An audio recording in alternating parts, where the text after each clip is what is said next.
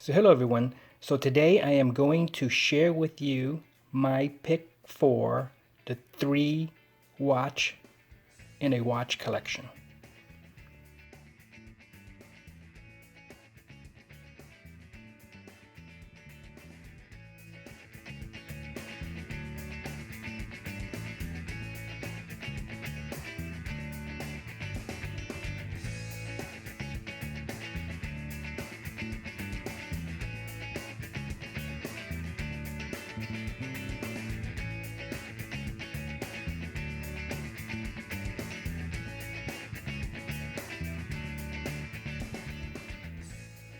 So if you can only have a 3 watch collection, which 3 watches would you pick? As you know, I have a extensive watch collection. I do not have any of the Holy Grails. I do not have the Vacheron Constantine, the Patek Philippe, the AP, the A. and Suna, the high-end watches. And I can only share with you my knowledge of watches that I actually owned. So in my thought process of picking out the 3 watches that I would own, so it's been tough. It's been a 2 weeks, 3 weeks, maybe even a month ordeal for me. So with that, let me attempt to share with you why I picked these watches, right? So let's do a quick wristwatch check. Today I am wearing a Hamilton limited edition Crosswind. This is an amazing watch. So much details, great movement. The band was just 100%. Hamilton put 100% thoughts into this band. And this I'll save for another video. All right, so let's start. Let's start with 3 watches that I would own. One, I do need a sports watch, an activity watch, I should say. And this is why I picked this particular watch. I do have a dive watch. I hear a lot of folks talk about dive watches. This is a really cool watch. I did a quick video on this. I probably didn't do it any justice in my video, but it is a beautiful watch, and it is an extremely heavy watch. This is the Hamilton Below Zero watch. It supposedly can withstand 1,000-meter deep dive. I just don't think I can ever dive that deep, or actually dive. I've snorkeled. I used to live in Hawaii. I've snorkeled, and I used to swim 1,600 meters every morning, or every other morning, or something like that. But I did swim. I just can't remember how often my workout regimen was. And I'd never worn a watch when I swam. So to me, I really don't need a dive watch. So I'll eliminate that. Okay, and I do have many other sports style watch, and that I just use that as an example. And however, I do think you need I'm not sure if you need a smartwatch. Smartwatches to me are kind of expensive. You're spending $300 to $500 on a secondary market. You can spend almost $200 for a smartwatch. You're paying that much money for something that's going to be obsolete, and that's only my thoughts. So I looked at this Timex, and I do like the Timex. This is just as durable as the G-Shock. But for something like this, I bought it in a secondary market for $13, I want to say. I know it was less than $15, including shipping. And it does have dual time. It does have a bunch of timers on it. It works great. I do not have a heart monitor, and I really don't need one. So if you need it, get it. If you don't, don't. So I do like something like this. To go out for a run. I don't swim with watches. Like previously, if I did actually swim with this thing probably drag me. It probably will survive 1,000 meters, but it actually dragged me down that deep because it's really heavy. This might survive, but I won't. But anyways, so I would look at something like this, and I would pass this watch up. I own it, I wouldn't pass this watch up, but I would as if I can only pick one watch. So I have decided to go with this Timex GPS. I think I paid $35 for this. It was new in the box. It was old. It was new old stock, I guess you can call it. It is kind of cool. It has the GPS, and with the GPS on, the battery life runs about 9 hours. And I don't use the GPS that often. I'll run 3 miles, 4 miles, 5 miles, and I really don't need the GPS on this thing. But the neat features in this watch is you can set your age, your sex, male, female, your age. I'm not sure. I don't remember if I can put your weight in there. I think you can, and it's I don't know. Without the charger, it'll last you 30 plus days. I think it might even go on up to 6 months. I haven't timed it out because this was in a box for me for a while, and over 6 months, and I picked it up and it was still charged. So as a workout watch, I would find something like this first. And if you need a smartwatch, get yourself one. I just don't see spending the money on a smartwatch. And that might change, as we need EKGs and pulse rates and stuff. This does not read your pulse, but it does have, again, dual time zone. So I'm picking this Timex GPS. This is the first generation.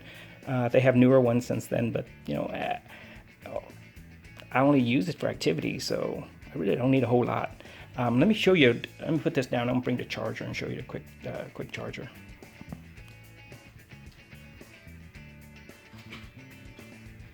Sorry about that. So here's the charger for it.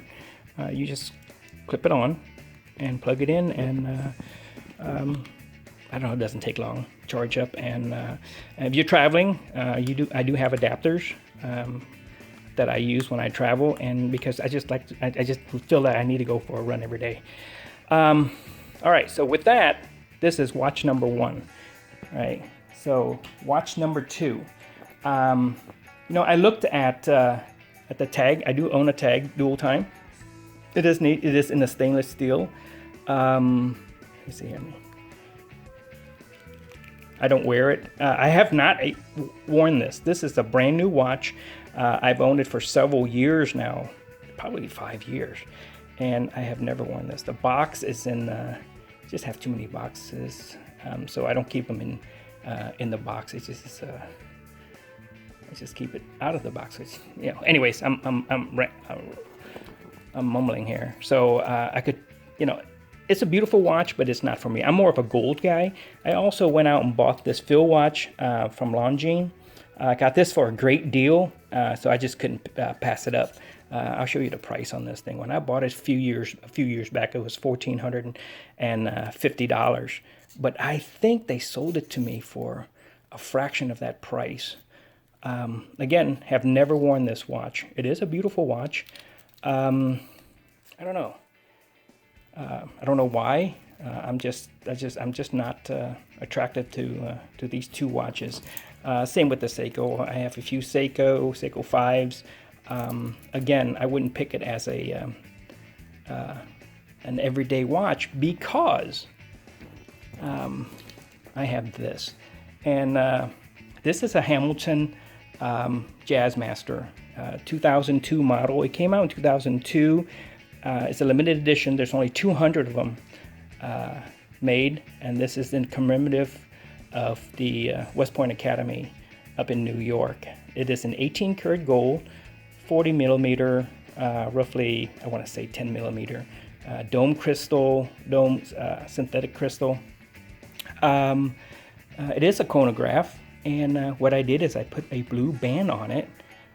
It makes it for a great wear. It pops. It goes great with jeans, white linen shirt. Throw on a pair of half boots from Allen Edmonds, and you look like a superstar. So I went ahead and picked this out as a everyday watch. I have it, so why just keep it in the vault as part of the rest of the bank vault? As the rest of my collection. I've just decided to put this as a daily wear. Right, so this is my second pick. right? And I'm gonna need your guys' help with this one, right? So, dress watches, right? I have a slew of, I mean, I do have one in mind, which one I'm gonna pick, but if you guys don't mind, leave a comment on which watch you would pick as a dress watch. I don't do that many formal activities anymore, so I don't need to spend a lot of money on dress watches. So number one, this is 1950s, 60s Longines. It's roughly a 33 millimeter across, pretty thin, around 8 millimeter. This is, I want to say this is a, it's probably an 18 lug to lug, band, 18 millimeter band. It is in 14 karat gold. A beautiful watch. It is an automatic. Let me see. And then the next watch I have is a Hamilton. This is also an automatic. It does have a date window, crosshair, also in 14 karat gold. Right. The Omega. This is a stainless steel automatic Omega from the 1970s. The Bulova Acrotron in 14 karat gold. So far, all these watches are in 14 karat gold except for the Omega. They all have acrylic crystals. They're all vintage. I just don't see buying a newer unless I come into some great real estate deals where I can afford to run out there and get me a Lange and Suna. That's, you know, that is my favorite looking watch right now. I can't talk about it because I don't own it. Okay, so another watch I'm looking at is a 14 karat gold Bulova. This is a manual wind. This is an electric watch. This is automatic, automatic, and automatic. And then my final pick is another Hamilton. This is a manual wind, extremely beautiful, very slick. So to tell you which one I'm gonna pick, I really like the thin watch, right? I like the thin watches, and look how thin this thing is. So I'm leaning towards this watch. I need a new lizard band, more so of a band that would fit this, and I think this would look so beautiful. Let me see. Compare this to the other Hamilton. This particular one is it's also a thin line, but it is an automatic with a thin rotor in it, so it makes it a little thicker. So I'm going to eliminate this watch, and I think as a formal watch I don't need a date window, so I eliminate that. This is a little thicker than the Hamilton, the Longines. Again, it is in 14 karat. Right, I eliminate out the stainless steel because I'm a gold guy. I do like this particular watch. I own 5 of these Acrotron in 14 karat gold. I do have another one that's a lot slicker, but again, it's kind of thick. So I'm down to 2. So do I pick the Bulova or the Hamilton? Again, I love the lugs. It's a beautiful design. A beautiful champagne face. So I won't go much further into these watches because time is an essence on these videos. So give me your input on which one you would pick. I'm leaning towards, these two, I'm not sure which one. But in my watch collection, in my 3 watch collection, number 1 is a workout watch. I wear this once a day, early in the morning, and that's it. I might travel with it. I might wear it when I travel, but most likely I won't wear it on an aircraft. time zone, etc. My phone does all that stuff. Like when I land in Germany, I say welcome to Germany, update the time and dates on the phone.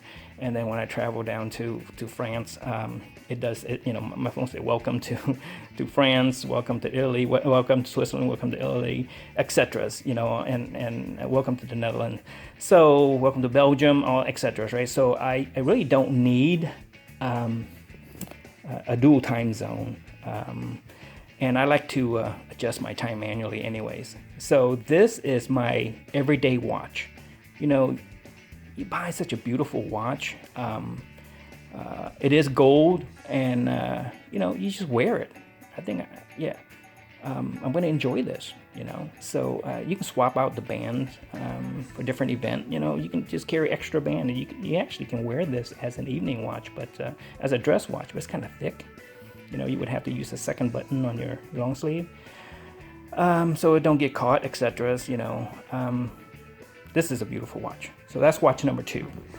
So watch number 3. I don't know. No, I think the Hamilton's just as slick as looking as the Vacherons or the Patek. But okay, this is what I'm gonna do.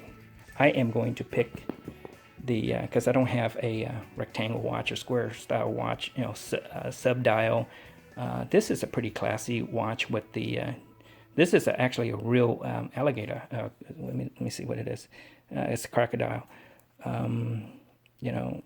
16 millimeter. So yeah, I am going to pick this watch. So there it is, guys. Watch number 1, watch number 2, and watch number 3. Just because I am a gold guy. All right. Thank you so much for tuning in. Leave a comment that I make the right decision. Have a good one.